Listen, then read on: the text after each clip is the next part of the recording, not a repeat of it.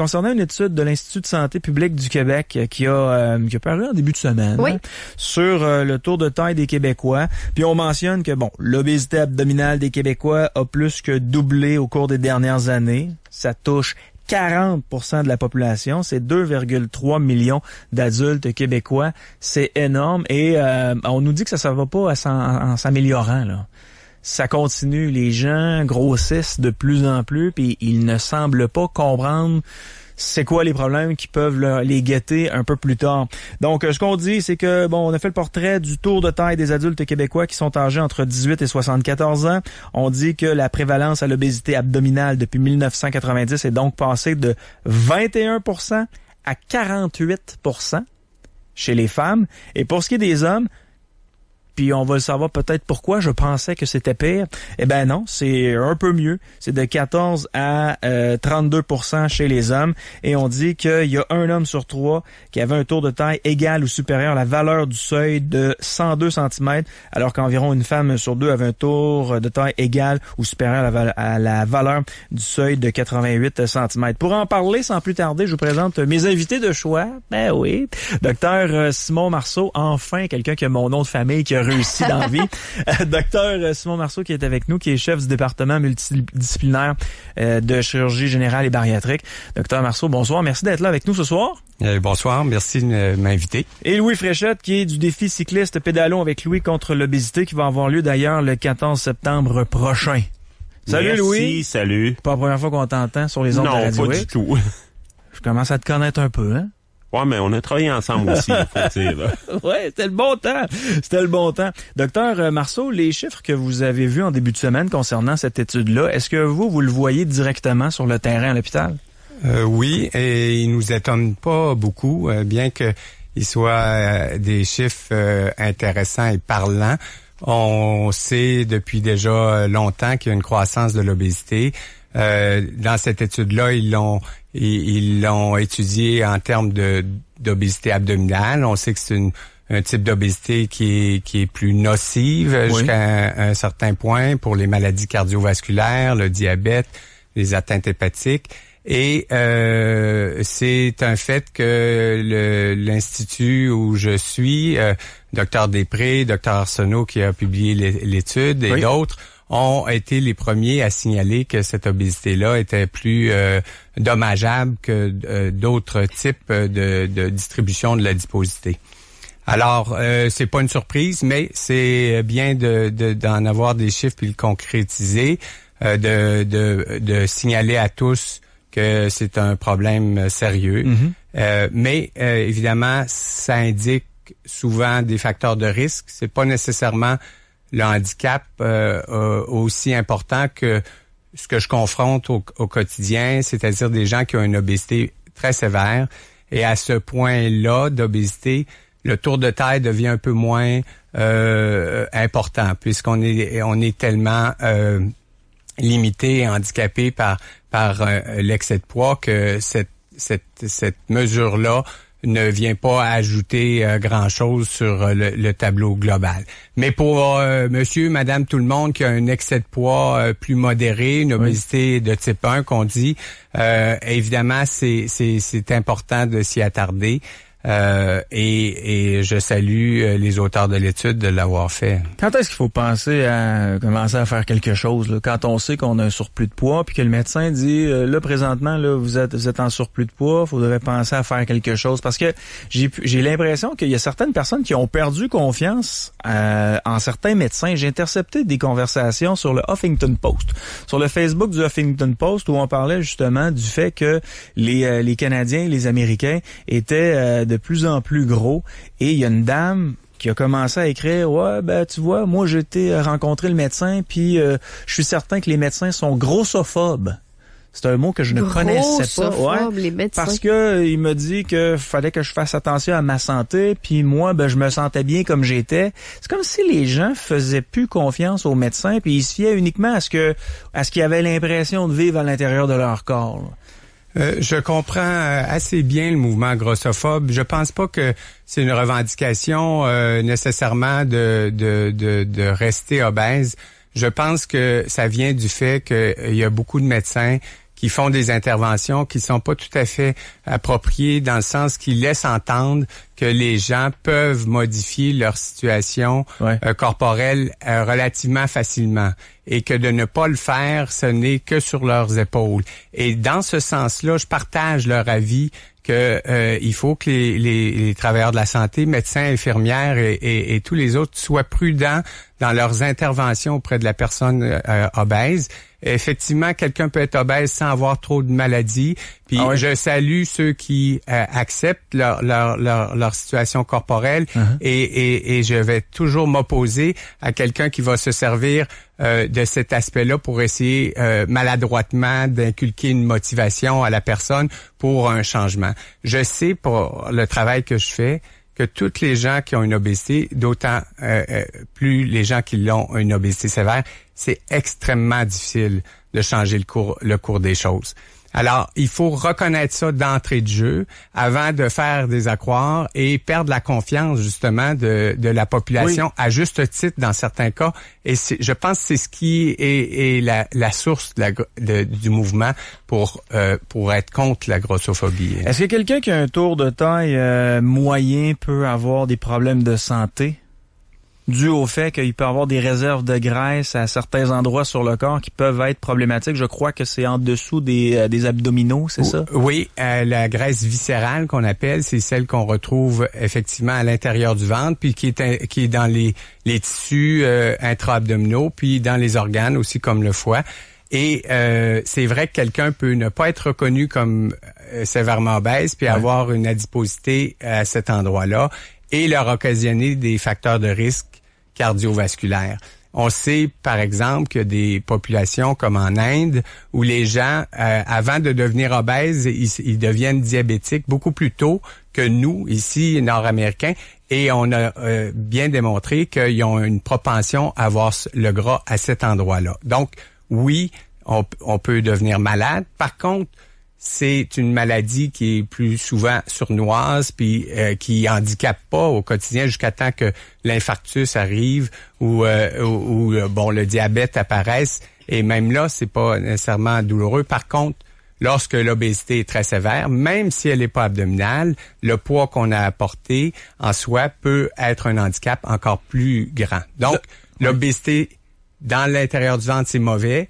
Mais ça décrit pas tous les problèmes que l'obésité peut engendrer. Cette graisse-là qui peut être un peu plus dure, qu'est-ce qui fait que c'est dangereux? C'est les toxines qui se ramassent à cet endroit-là? C'est une bonne question. Je pense qu'on est à l'hôpital Laval, surtout le centre de recherche. On a une banque de tissus où on fait des collections de tissus lorsqu'on opère les gens pour la chirurgie qu'on appelle bariatrique. On fait des prélèvements de presque tous les patients qui acceptent de participer, c'est presque la totalité. Et on fait des prélèvements des tissus de la graisse qu'on dit intra-abdominale ou omentale, autrement dit, qui vient de ce qui est entre les viscères, puis la graisse sous la peau. Et en même temps, on fait souvent un prélèvement du foie, puis les chercheurs essayent d'identifier qu'est-ce qui fait que dans cette cellule adipeuse-là, elle est plus nocive. Et c'est beaucoup trop compliqué, même pour moi, à vous en faire les connaissances actuelles. Mais une chose que je peux vous dire, c'est Dr Després et son équipe ont su faire le lien entre cette adiposité-là mesurée dans l'intérieur du ventre et les maladies cardiaques. Maintenant, je peux pas aller beaucoup plus loin que ça. Les gens qui rencontrent les médecins, puis j'imagine que vous avez le temps de discuter un peu avec eux, ils mettent ça sur le dos de leur mode de vie, le fait qu'on fait un peu moins de sport, on reste un peu plus à la maison, l'alimentation. Moi, je vais vous dire, mon gros problème, c'est les plats qui sont préparés. J'aime bien les plats qui sont préparés, puis je prends pas à peine de lire tous les ingrédients qui sont à l'intérieur. Je me dis, une lasagne, c'est une lasagne, ça coûte 10$, j'achète ça, puis je fais chauffer ça, puis je trouve que ça fait le travail. Mais je me rends compte des fois qu'en mangeant trop pendant un mois et demi des mets préparés, que ça commence à grossir à certains endroits. C'est-tu notre mode de vie qui est un problème? C'est certain que le mode de vie a fait partie de l'équation, l'environnement dans lequel on est, la dépense énergétique qui a diminué par la motorisation, les ordinateurs. Donc, toute la société évolue dans une société plus prospère et pour lequel on a accès à la nourriture à volonté beaucoup plus, et les plats préparés peut-être font partie d'une petite équation, mais il faut bien comprendre que ce n'est qu'une partie, parce que le gros de l'équation entre ce que je dépense au quotidien et ce que j'absorbe ne dépend pas simplement de mes choix alimentaires. Il dépend aussi de mon métabolisme qui m'a été légué, si on veut, par mes parents et par l'environnement dans lequel j'ai évolué. Et le problème, c'est que on n'est pas tous égaux. Je vous regarde. J'ai pas peur de dire que vous pouvez sans danger continuer à prendre vos mets préparés. C'est gentil, je vais vous réinviter la semaine prochaine. mais je pense que c'est malheureusement pas pour tout le monde. Les gens ont la notion que si on est sévèrement obèse ou obèse, c'est parce qu'on a fait des abus de table. Or, je pense qu'on en fait tous des abus de table. Ouais. Et oui, la personne qui a une propension doit malheureusement, injustement, devoir faire plus attention, mais c'est extrêmement difficile. Et le corps, c'est un peu, des fois je dis aux gens, c'est un peu comme réguler la respiration. On peut avoir l'impression qu'on peut le faire volontairement, mais au bout du compte, c'est le corps qui dit la vitesse de notre respiration. Le métabolisme, là, c'est plus puissant que souvent ce que la volonté est capable de faire. Une femme ou un homme, mettons entre 20 et 45, qui a un quotidien, une routine bien standard, qui fait pas plus d'exercice qu'il faut, mais qui veut se maintenir. Le fameux cliché ou le classique des calories que cette personne-là doit ingérer normalement dans une journée versus ce qui est ingéré, ça peut ressembler à quoi en moyenne selon vos connaissances, si vous connaissez la réponse? C'est difficile de calculer précisément la part. Juste de noter ce qu'on prend dans le jour, je vous mets au défi, c'est assez difficile. Et ce n'est pas juste le calcul de ce qu'on met dans notre bouche. Il faut calculer ce qui est absorbé proprement dit. Il y a des gens qui ont on sait qu'il y a des maladies, la maladie cœliaque en est une, ou des maladies intestinales où les gens mangent et absorbent une très petite fraction à tel point que ils peuvent devenir maigres et dangereusement maigres. Et donc, en dehors de la maladie, il y a quand même des variations interindividuelles qui fait que vous prenez une poutine et moi je prends la même poutine, j'ai pas la même quantité qui va nécessairement être absorbée. Alors on fait une simplification, on dit un Big Mac c'est tant de calories, mais c'est pas vrai qu'à chaque fois qu'on mange un Big Mac, ces calories vont nécessairement se retrouver et dans notre système sanguin et au niveau hépatique, puis qui va nécessairement faire les mêmes choses pour vous et moi. Donc il y a cet aspect-là qui est l'absorption. Mais il y a l'autre aspect aussi qui est la dépense de notre énergie. 80% de l'énergie que vous et moi dépensions par jour vient de notre respiration, notre cœur qui bat, notre intestin qui digère, notre cerveau qui fonctionne. Toute cette dépense-là, vous la contrôlez pas plus vous que moi et elle varie d'un individu à l'autre. Alors la portion qui dit « OK, je vais prendre l'ascenseur ou les marches », c'est une petite. Ça fait partie de l'équation, mais les gens ont l'impression que c'est toute l'équation. Alors, c'est là que l'erreur se trouve. Et c'est décourageant pour quelqu'un qui a un problème de poids d'essayer puis de voir à quel point ces équations-là ont pas un impact majeur sur leur état global. Ça fait que plus souvent qu'autrement, ils se découragent, ils abandonnent, puis ils font le contraire de ce qu'ils devraient faire. Docteur Marceau, quand est-ce qu'on commence à proposer à un patient la chirurgie bariatrique? Il faut qu'il y ait une obésité assez sévère. Nous, simplement, on dit, il faut qu'il y ait on parle d'indice de masse corporelle, c'est-à-dire qu'on prend le poids en kilos, on divise par la grandeur en mètres, élevé au carré. Bon, ça veut dire quoi? À peu près 100 livres au-dessus de son poids idéal. C'est là qu'on commence à être dans ces ranges-là, si vous permettez le mot. Et lorsqu'on est là, évidemment, la personne doit être préparée, qu'elle soit renseignée et qu'elle soit apte à faire des modifications dans sa vie puisque la chirurgie elle-même, c'est pas magique, c'est pas un miraculeux. Il faut que les gens apportent des modifications aussi, non seulement pour qu'elle fonctionne mieux, mais pour qu'elle fonctionne de façon permanente et aussi pour que les effets secondaires de l'opération soient les moindres possibles. Donc, ils ont besoin d'être à bord. On peut pas faire ça au premier venu qui a une idée farfelue. Il faut faire ça à des gens qui sont préparés et qu'on aide à préparer. Ça prend une équipe. autour d'eux. C'est pas juste un chirurgien, c'est diététiste, infirmière, travailleuse sociale, et c'est un suivi au long cours. Donc, c'est un choix qui est pas le choix des paresseux, c'est le choix des courageux. Mais ceux qui le choisissent, la majorité, ils ont des résultats probants et qui améliorent leur qualité de vie de façon importante. On en a un exemple juste à côté de nous. Ça n'a pas fait rapetisser son nez, par exemple? Non. Je l'ai connu de même. Doc Marceau, c'est quoi les pourcentages de réussite suite à la chirurgie bariatrique? Est-ce qu'on a des pourcentages, des études qui ont été faites? Oui, absolument. Il y a beaucoup d'études. Il y a des résultats selon le type d'opération. Mais il faut savoir qu'est-ce qu'on entend par résultat. Si on dit avoir une perte de poids de façon prolongée, c'est 100%. Ouais.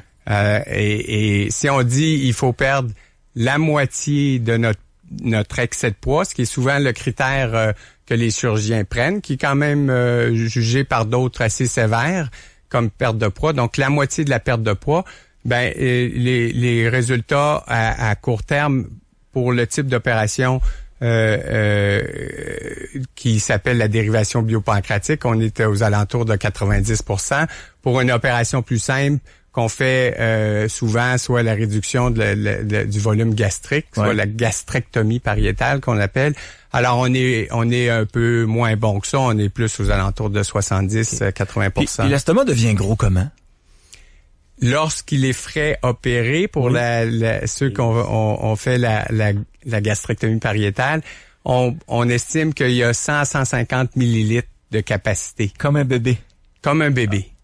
Et plus tard, ça peut s'expandre un peu et on estime qu'à terme, à maturité, ça devrait être à peu près une tasse. Mais votre estomac, le mien, on peut facilement mettre 4 tasses actuellement sans ressentir trop. Okay. Louis, qu'est-ce qui fait en sorte que toi, tu as décidé de te faire la chirurgie bariatrique? Mode de vie, dans le fond... des problèmes de santé qui s'en venaient. Là. Ouais. Toi, tu travaillais sur plusieurs corps de travail. Ouais. Le jour, le soir, la nuit, ce qui faisait en sorte que de te faire à manger, c'était pas tout le temps évident. Puis, t'étais célibataire. Ouais. Fait que c'était facile d'aller manger au resto et aller jouer avec Marceau. Oui, il y a ça. Puis, ils ont faire des abus aussi. Ouais. J'en assume totalement aussi. Là. Il y a le mode de vie, travailler de nuit, tout ça. J'étais quand même assez actif là, pour le poids que j'avais. Là. J'avais un poids de 438 livres avant la chirurgie. Ouais. Je suis rentré à 219, mais 219 hier à l'hôpital, justement. C'est quand même 200 livres de moins, là. Vas-y. Oui. T'as tout perdu ça. C'est incroyable. Puis quand on t'a proposé la chirurgie bariatrique, qu'est-ce qui t'a passé par la tête? J'étais rendu à ce niveau-là. Là. Ouais. J'avais de l'apnée du sommeil, hypertension. J'ai été diagnostiqué diabétique 2 jours, en rentrant à l'hôpital. Ah ouais? Ouais. Là, je le suis plus. Tout ça, c'est parti? Oui. OK. Ça arrive souvent, ça, Doc Marceau? Oui, très souvent. Ouais. Et c'est d'ailleurs un des gros avantages de l'intervention. Parce que les maladies qui sont associées à l'obésité régressent et disparaissent. Alors, il n'y a pas de traitement pour le diabète habituellement. Et oui, il y a quelques exceptions de patients qui vont réussir par une diète assez sévère à mettre leur diabète en contrôle et en rémission. Mais la chirurgie comme telle, pour ce qui est de la chirurgie que Louis a eue, les chiffres sont incroyables. Au-dessus de 90% de résolution du diabète. Même ceux qui ont de l'insuline, à 80%, ils guérissent de leur diabète. Alors imaginez quelqu'un qui doit se faire des piqûres d'insuline à tous les jours et les impacts que ça a. Le pire, c'est que les gens ne savent pas, mais l'insuline, c'est une des traitements qui fait prendre du poids beaucoup. Alors, on prend un patient qui est diabétique parce qu'il est obèse, puis on est forcé par ses glycémies trop élevées de lui donner de l'insuline, et c'est une drogue ou un médicament qui entraîne un surplus de poids davantage. Tandis que la chirurgie va amener la perte de poids, puis qui va rétablir ce qu'on appelle la sensibilité à l'insuline de l'individu et progressivement son insuline, les besoins d'insuline vont des fois très rapidement disparaître et on va retrouver un individu sans diabète et sans les atteintes du rein, du cœur et du cerveau que le diabète peut entraîner à la longue. Alors c'est un avantage majeur. Les premiers jours suite à ta chirurgie, comment ça a été, Louis? J'ai adoré. Là. J'ai adoré façon de parler. Je courais quasiment dans les corridors. Là. Oui. À ce point-là, t'étais content que ça soit arrivé. Oui, mais dans les premières heures, mon père était à mes pieds, ça, je vais toujours m'en rappeler. Il dit, t'as regardé-tu? Il dit, recommence demain matin, là. Ouais. La première nuit, j'étais allé aux toilettes, puis ça me tentait pas de me recoucher. Fait que j'ai fait 3-4 corridors dans la nuit. OK. Puis j'ai dit... Tu faisais déjà de l'exercice. Oh oui, non, moi... Tu as perdu 200 livres en combien de temps? J'ai presque perdu 200 livres en 1 an. Là, ça a fait 8 ans que j'ai été opéré. Ouais. Tu t'es pris en main aussi au niveau du sport. Tu fais beaucoup de vélo. Oui, je fais du vélo, je bouge beaucoup. J'adapte un peu plus aussi l'alimentation en tant que telle. Ouais. On a une belle équipe aussi à l'Institut là, qui est vraiment fort pour justement t'amener vers la chirurgie. C'est quand même une équipe qui est soudée. Là. Avant d'avoir le hockey, c'est un bon délai. Mais il faut que tu le laisses, ce délai-là. Puis les gens, ils t'approchent-tu dans ton day-to-day quand ils entendent parler de ton histoire, quand ils entendent parler de ton défi cycliste, ils te disent-tu, hey Louis, moi, je commence à être intéressé par cette chirurgie-là parce que j'ai essayé tout ce qui était possible, tout ce qui était en mon pouvoir, puis ça fonctionne pas, puis je sens que je suis le bord de craquer, là. Ils te demandent-tu conseil une fois de temps en temps? Oui, puis il y a un côté positif à Facebook, c'est qu'il y a plusieurs groupes, justement, d'anciens opérés, puis ceux qui sont en attente, qui se donnent des conseils. OK. Puis d'où vient ton sentiment d'appartenance, de devoir quelque chose au département multidisciplinaire et de chirurgie générale bariatrique? Puis je pense que aussi c'est la Fondation du cœur, quelque chose. Oui, Fondation Institut universitaire de cardiologie et pneumologie de Québec. D'où ça vient, ça, cet attachement-là? Parce que tout de suite, t'as commencé à penser à ramasser des sous pour ça. T'as l'impression d'être redevable? Façon de parler, oui. Ouais. Même si la chirurgie en tant que telle, comme un Dr Marceau pourra confirmer, elle se rembourse en tant que telle à la société dans 2-3 ans, là, les frais de la chirurgie, parce que je suis plus dans les centres hospitaliers, j'ai plus de diabète, plus rien. Là, plus d'apnée du sommeil. Oui, il y a ça. Là. Moi, l'Institut, je l'ai tatoué sur le cœur. Ouais. C'est carrément ça. Là. Puis à quoi ça sert les sous que tu ramasses? Où est-ce que ça va exactement? C'est pour la prévention. Pour la prévention. Pour la fondation, c'est pour aider justement à trouver des moyens puis et tout ça. Là. Puis en plus, j'ai eu dernièrement, on m'a offert le poste d'ambassadeur de du premier mois de lutte contre l'obésité qui est créé justement à la fondation, l'IUCPQ. Fait que j'ai accepté pour être le premier ambassadeur. Okay. Donc, des événements, le Pédalons avec Louis, t'en as fait combien depuis le début? Ben là, j'entame ma 3e édition. 3e édition. Tu ramasses des sous à chaque fois? Oui. Cette année, as-tu un objectif? On a un objectif de 6 000 $. 6 000 $? Il en reste 135 à trouver. Il reste 135 $? Oui. Alors, ça va être facile à trouver. Hein? Oui.